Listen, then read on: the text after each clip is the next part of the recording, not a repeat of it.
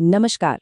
खेती किसानी का काम हम सब जानते हैं, मेहनत और जोखिम दोनों से भरा होता है। पर क्या आपको पता है कि इसी जोखिम से बचाने के लिए एक सरकारी सुरक्षा कवच भी है? आज हम हरियाणा सरकार की उसी जीवन रक्षक योजना को समझने वाले हैं, जो न जाने कितने परिवारों का सहारा बन सकती है।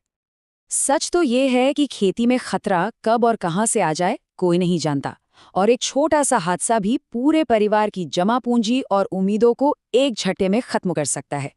लेकिन ऐसे ही मुश्किल समय में सहारा देने के लिए एक व्यवस्था बनाई गई है, और वो समाधान है मुख्यमंत्री किसान एवं खेतिहर मजदूर जीवन सुरक्षा योजना। हाँ, मानता हूँ नाम थोड़ा लंबा है, लेकिन इसका काम उतना ही बड़ा और जरूरी है। ये एक ऐसी आर्थिक मदद की स्कीम है जो सच में मुश्किल वक्त में जीवन का सहारा बनती है।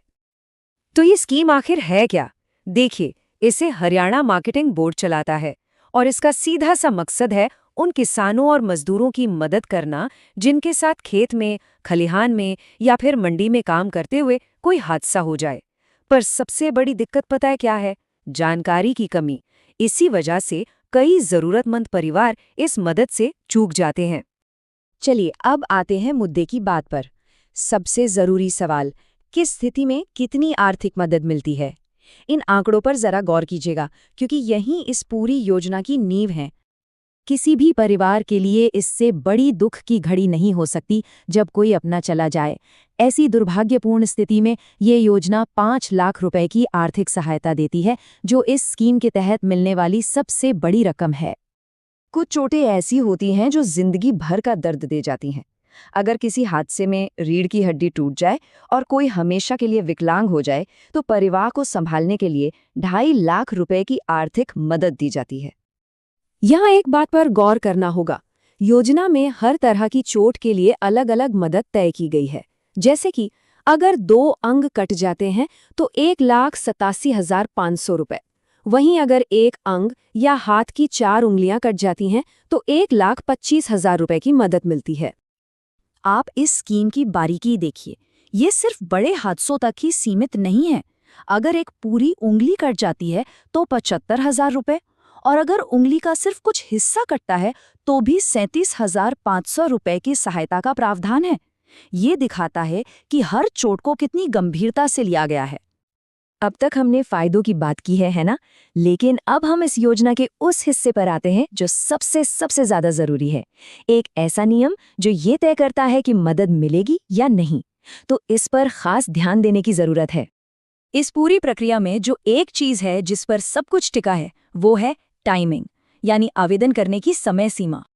सिर्फ 60 दिन। जी हाँ, आपने सही सुना।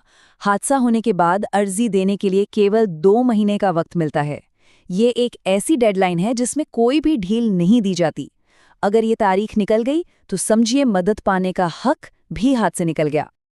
और ये बात मैं नहीं कह रहा, ये साफ साफ लिखा है, देरी होने पर क्लेम नहीं मिलेगा। बस ये एक लाइन इस नियम की गंभीरता बताने के लिए काफी है।